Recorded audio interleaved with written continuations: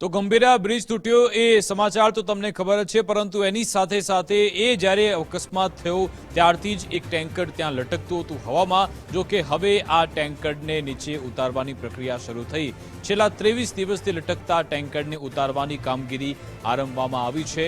આણંદ કલેક્ટરને ટેન્કર ઉતારવાની જવાબદારી સોંપવામાં આવી હતી. એક એજન્સીને તેનું કામ સોંપવામાં આવ્યું છે. પોરબંદરની મરીન સિક્યોરિટી ટીમ દ્વારા કામગીરી કરવામાં આવી રહી છે. પાદરાના ગંભીરા બ્રિજ પર જે રીતે દુર્ઘટના ઘટી અને જેની અંદર 21 જેટલા લોકોએ જીવ પણ ગુમાવ્યો. તંત્રના પાપે આખો જે બ્રિજ છે તે ધરાશાયી થયો અને તેની અંદર હજુ પણ એક વિક્રમ પઢિયાર નામનો જે યુવાન છે કે જેનો મૃતદેહ નથી મળી આવ્યો.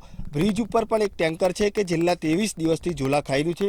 આજે તંત્ર દ્વારા આ જે ટેન્કર છે તેને ઉતારવાની તજવીજ છે તે હાથ ધરવામાં આવી છે. ખાસ કરીને વાત કરીએ તો આ જે ટેન્કરના માલિક છે તે વડોદરા અને આણંદ બંનેના તંત્ર વચ્ચે ક્યાંક ને ક્યાંક ઝોલા ખાઈ રહ્યા હતા. ત્યારબાદ રાજ્ય સરકાર દ્વારા આખી આ જવાબદારી છે તે આણંદ કલેક્ટરને સોંપવામાં આવી અને આજે મરીન જે સિક્યુરિટીની જે રેસ્ક્યુ ટીમ છે તે અહીં પહોંચી છે અને હાલ સર્વેક્ષણની કામગીરી કરવામાં આવી રહી છે. પરંતુ હજુ પણ 23 દિવસ થયા તેમ છતાં પણ આજે ટેન્કરને કઈ રીતે ઉતારવું તેનો નિકાલ છે તે નથી આવ્યો. તંત્ર ક્યાંક ને ક્યાંક આ જે ટેન્કર છે તેને સફળતાપૂર્વક ઉતારવામાં નિષ્ફળ ગયું હોય તેવું અહીંયા લાગી રહ્યું છે. વહેલી સવારે 2 થી 3 કલાક આખી આ જે કામગીરી છે તે કરવામાં આવી, પરંતુ 1 વાગ્યા બાદ અમે સ્થળ પર પહોંચ્યા. એક પણ અધિકારી કે એક પણ જે લોકો છે કે જે ટેન્કર ઉતારવાની અંદર મદદ કરશે તે અહીંયા નથી દેખાઈ રહ્યા. એટલે ચોક્કસથી આ વાત અહીંયા સ્પષ્ટ સાબિત કરે છે કે તંત્રને પણ ક્યાંક ને ક્યાંક ટેન્કર ઉતારવામાં કોઈ પણ પ્રકારનો રસ નથી અને માત્ર સમય પસાર કરતા હોય તે પ્રકારની સ્થિતિ અહીંયા જોવા મળી રહી છે. લાંબા સમયથી બ્રિજ ઉપર આખું આ જે ટેન્કર છે તે લટકેલું જોવા મળી રહ્યું છે. હજુ કેટલા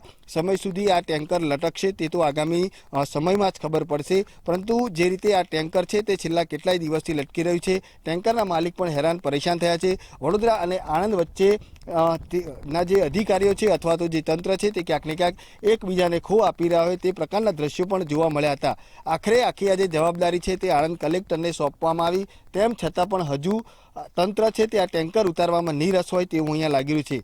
ઘટનાને 23 દિવસ થઈ ગયા છે, તેમ છતાં પણ હજુ કોઈ પણ પ્રકારના જે ઠોસ કાર્યવાહી થવી જોઈએ તે નથી થઈ. માત્ર સમય પસાર કરવા માટે જ તંત્ર કામ કરી રહ્યું હોય તેવું અહીંયા લાગી રહ્યું છે. ત્યારે હવે આ લટકતું ટેન્કર છે તે ક્યારે ઉતરે છે તે તો આગામી સમયમાં જ ખબર પડશે, પરંતુ અહીંયા તંત્રની ગંભીર બેદરકારી છે તે થતી હોય તેવું લાગી રહ્યું છે. એક તો તંત્રના પાપે બ્રિજ તૂટ્યો ને તેની અંદર 21 જેટલા લોકોએ પોતાના જીવ ગુમાવ્યા. હજુ પણ એક વ્યક્તિ છે કે લાપતા છે. ત્યારે હવે આ લટકતું ટેન્કર પણ કહી રહ્યું છે કે ક્યારે મને ઉતારશો ને ક્યારે મારા માલિકને સોંપશો, કારણ કે માલિક પણ છેલ્લા 23 દિવસથી આ જે ટેન્કર છે તે પોતાને પાછું મળે તેના માટે રાહ જોઈ રહ્યો છે અને તંત્ર પાસે મદદની અપીલ પણ કરી રહ્યો છે. કેમેરામેન લીકે સોલંકી સાથે અલ્પેશ સુથાર, ગુજરાત ફર્સ્ટ, વડોદરા.